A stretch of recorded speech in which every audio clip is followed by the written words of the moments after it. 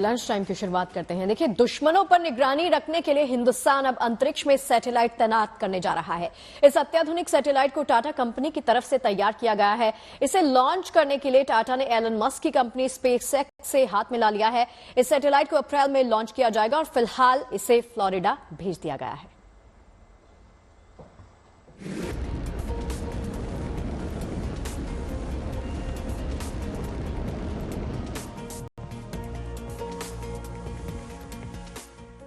अंतरिक्ष से पूरी दुनिया पर नजर, दुश्मनों की हर हरकत की खबर। जमीन की सतह से हजारों किलोमीटर ऊपर एक सैटेलाइट में होगी हिंदुस्तान की तीसरी आंख। इस सैटेलाइट को भारत में ही बनाया है टाटा कंपनी ने और इसे अंतरिक्ष में भेजने का जिम्मा उठा रही है इलॉन मस्क की कंपनी स्पेसएक्स। भारतीय सेना को बहुत जल्द ही एक नया खोजी सिपहसालार मिलने जा रहा है। एक स्पाई सैटेलाइट की शक्ल में हिंदुस्तान का ये सिपाही अंतरिक्ष से दुश्मनों पर नजर बनाए रखेगा। इस सैटेलाइट को तैयार किया है टाटा एडवांस सिस्टम लिमिटेड यानी TASL ने। TASL टाटा की डिफेंस और एरोस्पेस रिसर्च कंपनी है। कंपनी ने भारतीय सेना के लिए पहली बार एक मिलिट्री ग्रेड का सैटेलाइट बनाया है। इस सैटेलाइट को टाटा ने फ्लोरिडा रवाना कर दिया है। यहाँ स्पेसएक्स कंपनी के रॉकेट से इस सैटेलाइट को अंतरिक्ष में पहुंचा दिया जाएगा। अभी भारतीय सेना को कुछ सटीक जानकारी हासिल करने के लिए विदेशी वेंडर्स की मदद लेनी पड़ती है, लेकिन अब इस नए स्पाई सैटेलाइट से हिंदुस्तान निगरानी में पूरी तरह आत्मनिर्भर हो जाएगा। इस सैटेलाइट का कंट्रोल भारत के पास ही होगा और भारत ही इसकी मॉनिटरिंग भी करेगा। इसकी मॉनिटरिंग के लिए बेंगलुरु में ग्राउंड कंट्रोल सेंटर तैयार है और बहुत जल्द ही ये काम भी करने लगेगा। इस ग्राउंड सेंटर को लैटिन अमेरिकी कंपनी सेटेलॉजिक की मदद से बनाया गया है। इसरो के पास भी कुछ निगरानी सैटेलाइट्स हैं, लेकिन उनका कवरेज सीमित है। अब नई सैटेलाइट से हिंदुस्तान सरहद और सुरक्षा से जुड़ी बारीक जानकारियां भी बड़ी आसानी से हासिल कर लेगा। बदलते दौर में भारत हर चुनौती से निपटने के लिए पहले से खुद को तैयार रखना चाहता है। ये सैटेलाइट भी इसी कड़ी में एक बड़ा कदम है। Bureau report, good news today. देखिए, विराट कोहली और अनुष्का शर्मा की फैंस के लिए गुड न्यूज आई है। इनके घर में फिर नन्हे मेहमान की किलकारियां गूंजी हैं। बताया जा रहा है कि पिछले हफ्ते अनुष्का ने बेटे को जन्म दिया। इसी वजह से विराट कोहली ने टीम इंडिया से छुट्टी ली थी। अब जैसे ही ये जानकारी सामने आ गई है, पूरे परिवार को बधाई देने का सिलसिला शुरू हो गया है।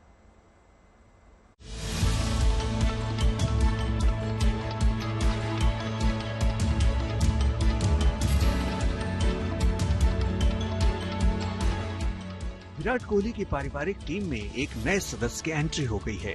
दरअसल अनुष्का शर्मा ने एक बेटे को जन्म दिया है। इसकी जानकारी दोनों ने सोशल मीडिया के जरिए दी। बच्चे का नाम अकाय रखा गया है। विराट और अनुष्का की एक बेटी भी है। बेटी वामिका का जन्म 11 जनवरी साल 2021 को हुआ था। अब वामिका के जन्म के 3 साल बाद अकाय का जन्म हुआ। ऐसे में विराट और अनुष्का ने सोशल मीडिया पर पोस्ट कर दूसरे बच्चे के जन्म की जानकारी अपने प्रशंसकों के साथ शेयर की। उन्होंने लिखा, भरपूर खुशी और प्यार से भरे दिल के साथ हम सभी को ये बताते हुए खुशी हो रही है कि 15 फरवरी को हमने अपने बच्चे अकाय और वामिका के छोटे भाई का इस दुनिया में वेलकम किया। हम अपनी जिंदगी के इस खूबसूरत वक्त में आपकी दुआएं और शुभकामनाएं चाहते हैं। यानी अकाय का जन्म पिछले हफ्ते गुरुवार को हुआ था। अकाय शब्द का मतलब निराकार भी होता है, यानी जिसका कोई आकार नहीं। वही इस शब्द का तुर्की की भाषा में अर्थ चमकता हुआ चांद भी होता है। विराट और अनुष्का दोनों काफी आध्यात्मिक हैं। ऐसे में ये माना जा रहा है कि उन्होंने बेटे का नाम इसी से प्रेरित होकर रखा है। इस बीच जैसे ही ये खबर सामने आई तो फैंस और कई हस्तियों ने पूरे परिवार को बधाई दी। युवराज सिंह ने सोशल मीडिया पर लिखा, विराट कोहली, अनुष्का शर्मा और पूरे परिवार को नन्हा मेहमान आने पर शुभकामनाएं। आपके बेशुमार प्यार और बच्चे के लिए बधाइयां। वहीं कॉमेडी किंग कपिल शर्मा ने भी इस पर प्रतिक्रिया दी। उन्होंने सोशल मीडिया पर लिखा, मुबारका पाजी, परमात्मा हमेशा खुशियां दे, तंदुरुस्तियां बख्शे। इनके अलावा रवि शास्त्री, हरभजन सिंह, जूही चावला और राशिद खान समेत कई हस्तियों ने भी देश और विदेश से विराट और अनुष्का को शुभकामनाएं दी। Bureau report, good news today. देवी देवताओं और संस्कृत और संस्कृति से जुड़े नामों का रिवाज हाल ही के सालों में बढ़ा है। विराट नहीं, बॉलीवुड के जाने माने सेलेब्स के बच्चों के नाम के मतलब भी संस्कारों से जुड़े हैं। इस लिस्ट में रणबीर कपूर, आलिया भट्ट की बेटी राहा से लेके स्वरा भास्कर, फहाद अहमद की बेटी राबिया का नाम शामिल है। आपको बता दें, सबसे पहले अनुष्का और विराट की बेटी वोमिका का नाम, उसका अर्थ बता दें तो वोमिका देवी दुर्गा का दूसरा नाम है। इसी तरह बिपाशा बासु और करण सिंह ग्रोवर ने अपनी बेटी का नाम देवी रखा है, जिसका अर्थ है दैवीय शक्ति। वहीं सोनम कपूर और आनंद आहूजा के बेटे का नाम वायु है, जिसका मतलब हवा होता है। इसके अलावा आलिया और रणबीर की बेटी की बात करें तो इन्होंने अपनी बेटी का नाम राहा रखा है, जिसका मतलब खुशी है। अनूठे नाम रखने के मामले में स्वरा भास्कर भी शामिल हैं। उन्होंने अपनी बेटी का नाम राबिया रखा है, जिसका मतलब होता है गहरा। कई जगह इस नाम का अर्थ बसंत भी बताया जाता है। तो बॉलीवुड के गलियारों से खुशी की एक और खबर आ रही है। एक्ट्रेस रकुल प्रीत सिंह और जैकी भगनानी शादी के बंधन में बंधने वाले हैं। लंबे समय से चर्चा में बना हुआ ये कपल आज गोवा में साथ फेरे लेगा। बॉलीवुड का ये कपल हमेशा साथ साथ नजर आया है और फैंस जैकी को दुल्हा बनते और रकुल को दुल्हन के रूप में देखने के लिए बेताब हैं। बता दें कि शादी के प्री फेस्टिवल 19 फरवरी से शुरू हो गए, जिसमें लगातार सितारों की चहल पहल देखी गई। 21 फरवरी यानी आज शादी के बाद कल 22 फरवरी को मुंबई में ग्रैंड रिसेप्शन पार्टी का आयोजन भी किया गया है, जिसमें बॉलीवुड टाउन से लेके साउथ इंडस्ट्री तक की बड़ी बड़ी हस्तियां शामिल होंगी। रकुल और जैकी ने इस बात का खास खुलासा किया और इस बात का ख्याल रखा कि शादी इको फ्रेंडली हो। कपल ने अपनी शादी में नो क्रैकर पॉलिसी का विकल्प चुना, यानी शादी में कोई आतिशबाजी, कोई पटाखे नहीं फोड़े जाएंगे। इसके अलावा दोनों परिवारों ने किसी को भी कोई इनविटेशन कार्ड नहीं दिया था। सभी मेहमानों को ई इनवाइट भेजा गया है। वहीं ये शादी 2 तरीकों से होने वाली है। दरअसल रकुल और जैकी दोनों अलग अलग धर्म से ताल्लुक रखते हैं। एक्ट्रेस का ताल्लुक सिख धर्म से है और जैकी सिंधी हैं, इसलिए दोनों ने तय किया कि दोनों 2 रीति रिवाजों से शादी करेंगे।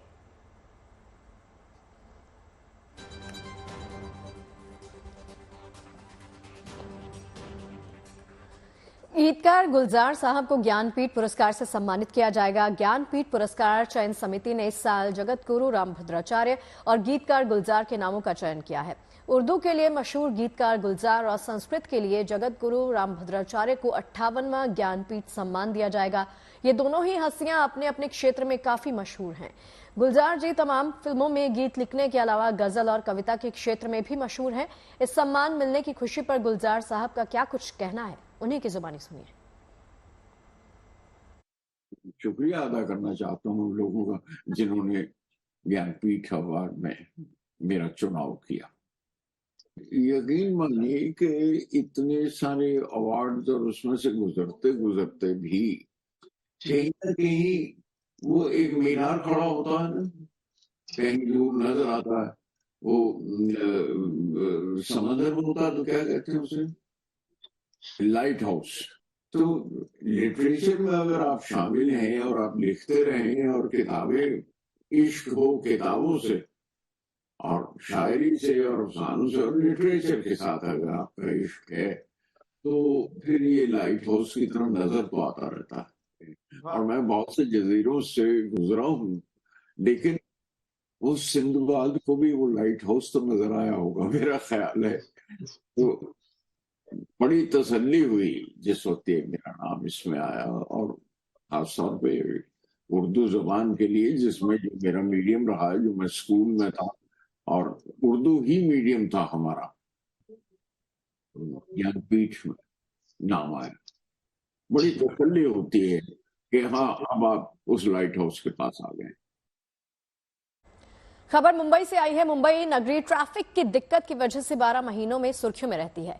इस जाम की वजह से मुंबई में यात्रा करना एक बड़ा चैलेंज बन जाता है, लेकिन अब मुंबई में एक छोर से दूसरे छोर तक जाना एक सुखद अनुभव होने वाला है, क्योंकि वसई से भायंदर के बीच नए समुद्री मार्ग पर रोरो बोट सेवा की शुरुआत कर दी गई है। इसमें टाइम, पैसा दोनों की बचत होगी।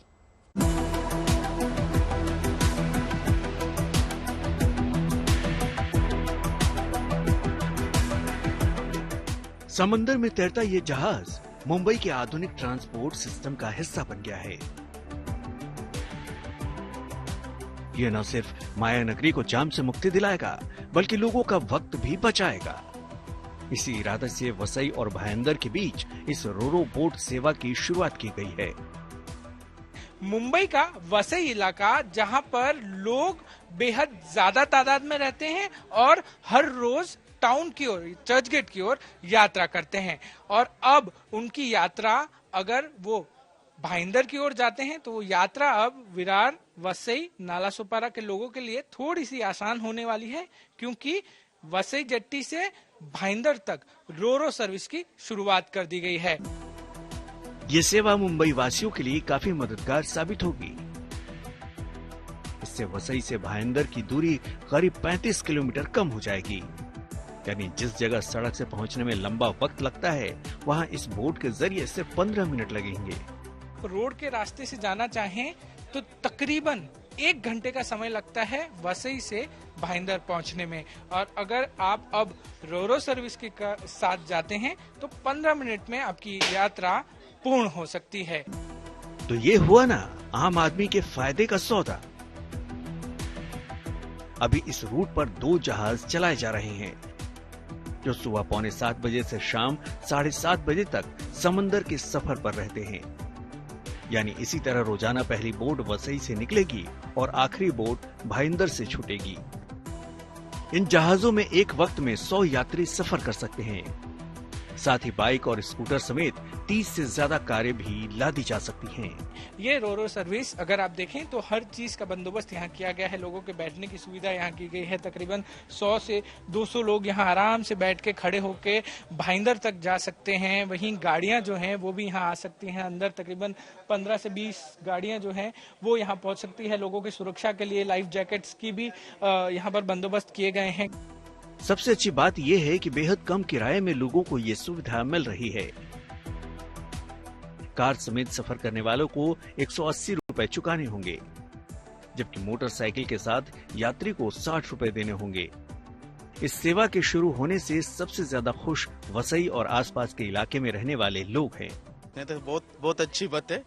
ये तो कब से हमारा विचार था, गया ऐसे ही मतलब समुद्र से रास्ता हो तो, लेकिन आज पूरा हुआ है। और जो लोग भाईंदर और मीरा रोड के आसपास जो काम करते हैं उनके लिए तो बहुत बढ़िया है, क्यों तो एक तो आपको भीड़ में जाना नहीं है, प्रदूषण वहाँ पे ज्यादा है। यहाँ से आप सागर से जा रहे हो तो अच्छा एटमॉस्फेयर मिल रहा है, जाने का आनंद मिल रहा है, वो भाग भी है। नए रूट पर सरकार की ये पहल वाकई काबिले तारीफ है, क्योंकि इससे मुंबई पर ट्रैफिक का बोझ कम होगा। साथ ही लोग समंदर की सैर का मजा भी ले पाएंगे। मुंबई से पारस दामा, Mumbai, good news today. Madhya Pradesh में कलाकारों ने एक और नया वर्ल्ड रिकॉर्ड बना दिया। इस बार ये रिकॉर्ड कथक नृत्य से जुड़ा है। पहले संगीत नगरी ग्वालियर में तानसेन समारोह के दौरान एक साथ 1282 तबला वादकों ने विश्व रिकॉर्ड काबिज किया था, तो इस बार बारी खजुराहो में नृत्य की थी। इस खास मौके पे राज्य के सीएम ने जनजातीय और लोक कलाओं के प्रशिक्षण के लिए गुरुकुल खोलने का ऐलान भी किया।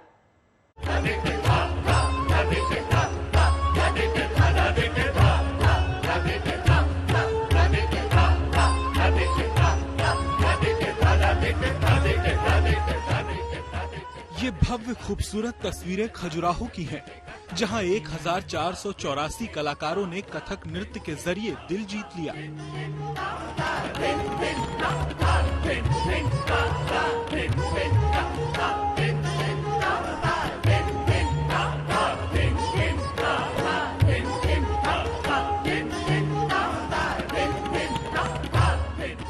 इन्होंने न सिर्फ दिल जीता बल्कि Guinness book of world records में अपना नाम भी दर्ज करवा लिया।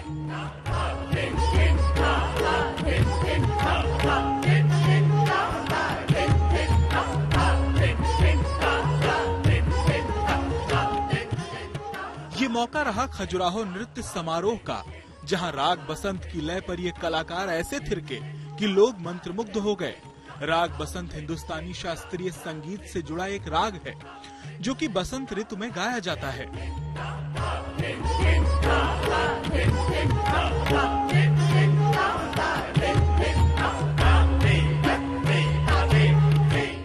इस शानदार कार्यक्रम की राज्य के सीएम मोहन यादव समेत कई हस्तियां भी गवाह बनी। कलाकारों ने अपनी साधना के बलबूते पर गिनीज बुक ऑफ वर्ल्ड का रिकॉर्ड बना है। ये रिकॉर्ड हमारे को अपनी नृत्य की, शास्त्रीय नृत्य की, लोक नृत्य की एक लंबी परंपरा पे विश्वास के लिए एक तरह से प्रतीक बन के आया और हमारे लिए गौरव करने की बात है। 50 वर्ष स्वर्ण जयंती वर्ष चल रहा है खजुराहो महोत्सव का। खास बात ये रही कि इस आयोजन में बड़ी संख्या में महिला कलाकारों और विदेशियों ने भी हिस्सा लिया।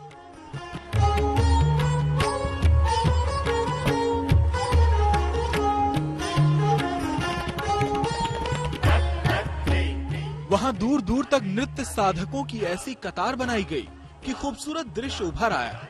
इस बार ये खजुराहो नृत्य समारोह का 50वां आयोजन था। इस दौरान लय और ताल के साथ घुंघरू साधकों के कदम मिले तो भारतीय संस्कृति और परंपरा की मनोहर झलक देखने को मिली।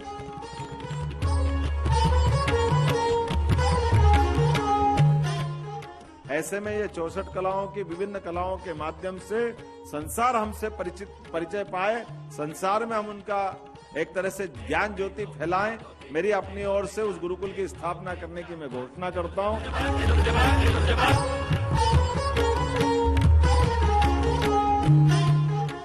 तो प्राचीन वाद्य यंत्र नगाड़े की ताल और नर्तकों के घुंघरुओं की झंकार ने समारोह को यादगार बना दिया।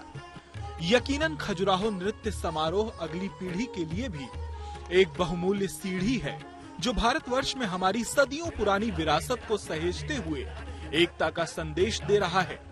Bureau report, good news today.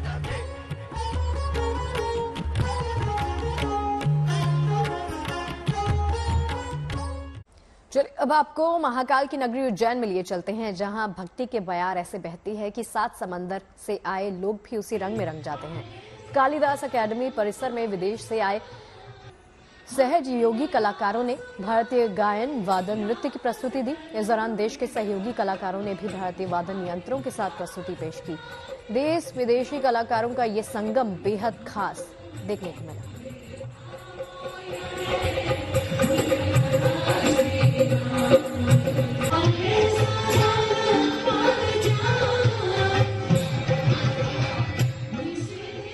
और अब आपको लिए चलते हैं बर्फ की अनूठी दुनिया में, जहां इस वक्त सफेद खूबसूरती के सिवाय कुछ नजर नहीं आ रहा। कश्मीर से लेकर उत्तराखंड तक बर्फबारी ने फरवरी में जनवरी की कसर पूरी कर दी है। कश्मीर की वादियां ताजा बर्फबारी के बाद सफेदी से ढकी हैं। सड़क से लेकर ट्रेन की पटरियां तक केवल और केवल बर्फ से ढकी नजर आ रही हैं। वादी में बरसी बर्फ के बीच आज से खेलों का कुंभ भी गुलमर्ग में शुरू हो रहा है। पैंगोंग झील का जमा पानी भी इस वक्त खेल के शौकीनों के लिए स्वर्ग बना है। यहाँ मैराथन में हिस्सा लेने के लिए लोग पहुंचे हैं। शोपियां से लेकर श्रीनगर तक बर्फ का दिलकश नजारा देखते ही बन रहा है। तो चलिए अब आपको एक एक करके बर्फ में जिंदगी की जिंदा दिली की वो 7 तस्वीरें दिखाते हैं। पहली तस्वीर उस बारात की जो बर्फबारी में फंस गई। दुल्हन बारात का इंतजार कर रही थी, मगर दूल्हा बर्फबारी में इस कदर फंसा था कि उसका वहां पहुंचना संभव नहीं था। तभी सीआरपीएफ जवानों की नजर बर्फ में फंसे दूल्हे पर पड़ी। उसके बाद जवानों ने दूल्हे को तसल्ली दी और वादा किया कि हर हाल में वो दूल्हे को उसकी मंजिल तक पहुंचाकर ही दम लेंगे। फिर क्या था, मिशन विवाह शुरू हुआ और दूल्हा सीआरपीएफ के बख्तरबंद गाड़ी से दुल्हन तक बड़ी आसानी से पहुंच गया।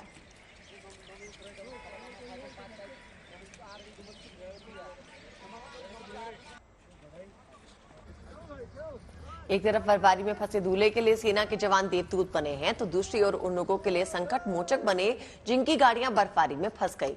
सेना के जवानों की गाड़ियां धक्के देकर बर्फ से निकालते नजर आई।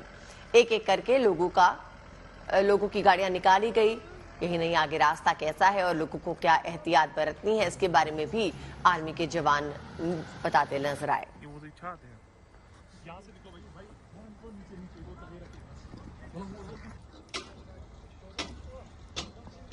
अब तीसरी तस्वीर आपके लिए लेकर आए हैं। जम्मू कश्मीर में ही सैलानी सिर्फ घूमने के लिए नहीं बल्कि बर्फीली चोटियों पर रोमांचक खेलों का मजा लेने के लिए भी आते हैं।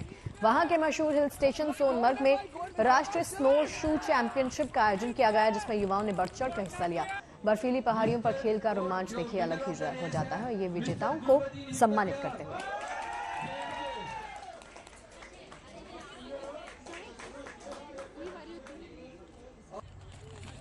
वहीं इन बर्फीली वादियों में घूमने आ रहे सैलानियों की सुरक्षा के लिए जवान जुटे हुए हैं।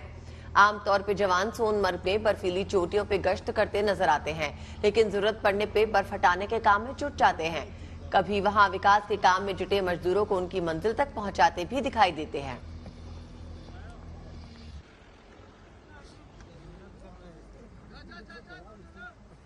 देखिए, ऐसी ही एक और बर्फ के बीच की शानदार तस्वीर आपके लिए लेकर आए हैं रामबन जिले से। स्टेशन पर खड़ी एक ट्रेन देखते ही देखते बर्फीली सफेद चादर से ढक गई। इतना ही नहीं, पटरियां तो दिखनी ही बंद हो गई।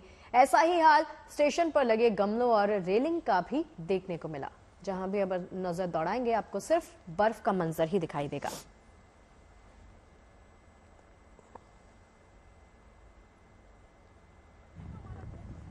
अब आपको बर्फ के बीच मैराथन की शानदार तस्वीर दिखाते हैं। लद्दाख में पैंगोंग झील के किनारे एक दौड़ प्रतियोगिता हुई जिसमें 7 देशों के करीब 120 रनर्स ने हिस्सा लिया। इस मैराथन का नाम Guinness book of world record में भी दर्ज हो चुका है।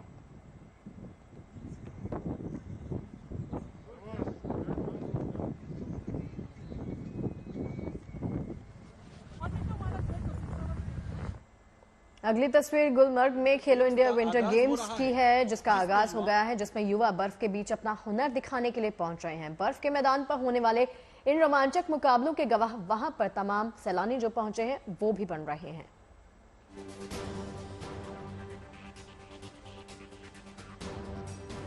कश्मीर देखिए इन दिनों जबरदस्त बर्फबारी की चपेट में है। सैलानियों के लिए बर्फबारी मुंह मांगी मुराद बन गई है, तो वहां काम में जुटे लोगों के लिए मुसीबत का सबब।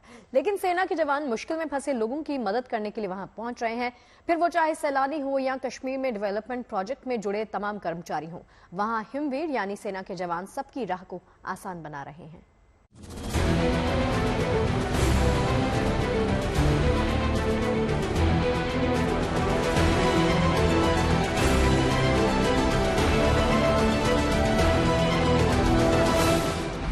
बर्फ से पूरी तरह ढक चुकी सड़कों पर सैलानियों के लिए राह बनाते ये हैं हिमवीर। जम्मू कश्मीर के सोनमर्ग में भीषण बर्फबारी की वजह से हालात चुनौतीपूर्ण हैं। राह मुश्किलों से भरी हुई है, लेकिन सेना के ये जवान बर्फ की मोटी चादर को चीरकर लोगों के लिए रास्ता बनाने में जुटे हैं।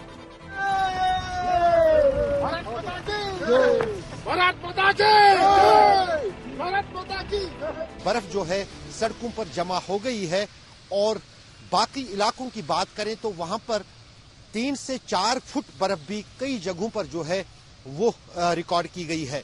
सोनमर्ग जो कि एक पर्यटन स्थल है, वहां पर 5 फुट के आसपास बर्फबारी हुई है, जबकि गुलमर्ग में 3 फुट के करीब बर्फ सड़कों पर जमा है। आमतौर पर ये जवान सोनमर्ग में बर्फीली चोटियों पर गश्त करते नजर आते हैं, मगर जरूरत पड़ने पर बर्फ हटाने के काम में भी जुट जाते हैं। ऐसे में इन दिनों वो कभी बर्फबारी के बीच फंसी गाड़ियों को धक्का लगाकर सुरक्षित जगह पहुंचाते नजर आते हैं, तो कभी वहां विकास के काम में जुटे मजदूरों को उनकी मंजिल तक पहुंचाते दिख जाते हैं। स्नोफॉल तो तकरीबन 3 दिन से हो रहा है, लगातार चालू है। तो हमारे ये फौजी जवान है जो हमारी यहाँ मदद कर रहे हैं, हमारी गाड़ियों को यहाँ से निकाल रहे हैं। इंडियन आर्मी का काफी शुक्रगुजार है, बहुत ही शुक्रगुजार है, जो हमेशा इन दिनों में हमारा काफी हेल्प करती है। इसी तरह त्राल में सीआरपीएफ जवानों ने बर्फबारी के बाद एक दूल्हे को सुरक्षित दुल्हन के घर तक पहुंचाया। अमूमन शादी में फूलों से सजी कार में दूल्हा सवार होता है, लेकिन वहां बर्फबारी के बाद ये दूल्हा बर्फ से ढकी सुरक्षा बल की बख्तरबंद गाड़ी से रवाना हुआ। पहला दूल्हा होगा जो सीआरपीएफ ने यहाँ रेस्क्यू करके बड़ी मुश्किल से इनको हमारी गाड़ी में ले जाके इनका शादी शांतिपूर्वक और सेफ्टी से हम सफलतापूर्वक इसकी शादी करवाएंगे।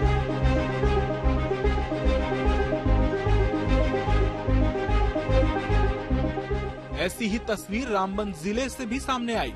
वहां स्टेशन पर खड़ी एक ट्रेन देखते ही देखते बर्फीली सफेद चादर से ढक गई। इतना ही नहीं, पटरियां तो दिखनी तक बंद हो गईं। ऐसा ही हाल स्टेशन पर लगे गमलों और रेलिंग का भी दिखा।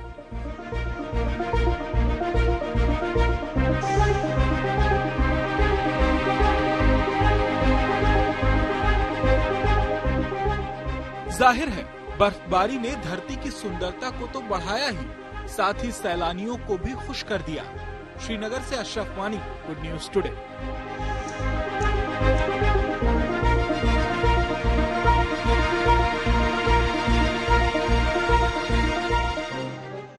पहाड़ों में इन दिनों जोरदार बर्फबारी हो रही है। इसके चलते जम्मू कश्मीर, हिमाचल प्रदेश, उत्तराखंड की वादियों में सफेद रौनक फैली है। माहौल बेहद खूबसूरत हो गया है। सैलानी इस माहौल का दीदार करने पहुंच रहे हैं। हालांकि जमकर बर्फ पड़ने से आवाजाही में कुछ दिक्कत हो रही है, लेकिन ये भी प्रकृति का अपना अंदाज ही है कि जिन इलाकों में हमेशा तेज आवाजाही हो रही हो, वहां ऐसा माहौल बन जाता है कि जैसे वक्त कुछ पल ठहर गया हो। हम आपको जम्मू कश्मीर में बर्फबारी की दो खास तस्वीरें दिखा रहे हैं। दोनों तस्वीरें जम्मू कश्मीर के सोनमर्ग की हैं। एक तरफ आप देख सकते हैं कि रास्ते पे इतनी बर्फ पड़ चुकी है जिसे हटाने के लिए मशीनों का सहारा लिया जा रहा है। दूसरी तस्वीर यहीं पर सिंध नदी के पास इलाके की है। पहली तस्वीर रंगा, बालटाल और सोनमर्ग के बीच की सड़क की है। यहाँ इतनी बर्फ पड़ी है कि सड़क का पता ही नहीं चल रहा। यहाँ तक कि रास्ता बताने वाला साइन बोर्ड भी बर्फ से ढका है। वहीं दूसरी ओर सोनमर्ग के होंग इलाके में बर्फीले तूफान के बाद यहां से गुजरने वाली सिंधु नदी के एक हिस्से में इतनी बर्फ आ गई कि पानी सड़क पे बहने लगा। बर्फ हटाने के लिए मशीनों की मदद ली जा रही है। कश्मीर का मैकेनिकल इंजीनियरिंग डिपार्टमेंट लगातार रास्ता चालू करने के काम में लगा है। कश्मीर से लेकर लद्दाख तक जहां आपकी नजर जाएगी आपको सिर्फ बर्फ ही दिखाई देगी। इसी बीच इन दोनों जगहों पर एडवेंचर गेम्स की भी काफी भरमार है। कहीं स्नो शू चैंपियन हो रही है तो कहीं विंटर गेम्स की भी तैयारी है। लद्दाख में बर्फ से जमी हुई झील के किनारे हाफ मैराथन की गई, जिसमें देश विदेश से कई रनर्स भी पहुंचे।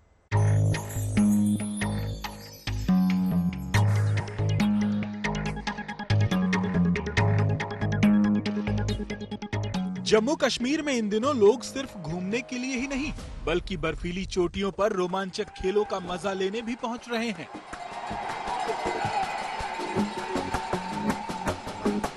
वहां के मशहूर हिल स्टेशन सोनमर्ग में राष्ट्रीय स्नो शू चैंपियनशिप का आयोजन किया गया, जिसमें युवाओं ने बढ़ चढ़कर हिस्सा लिया।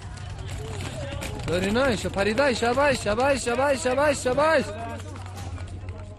ये खिलाड़ी घुटनों तक गिरी बर्फ में स्नो शू की मदद से बड़े आराम से दौड़ते नजर आए, जबकि वहां मौजूद लोग नारेबाजी कर उनका हौसला बढ़ाते दिखे। शाबाश गोल्ड शाबाश।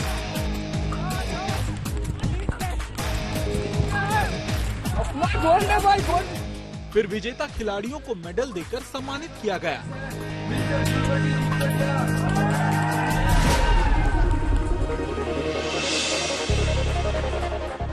इसी तरह आज से गुलमर्ग में खेलो इंडिया विंटर गेम्स का आगाज हो रहा है, जिसमें युवाओं को अपना हुनर दिखाने का मौका मिलेगा। बर्फ के मैदान पर होने वाले इन रोमांचक मुकाबलों के गवाह वहां पहुंचे सैलानी भी बनेंगे।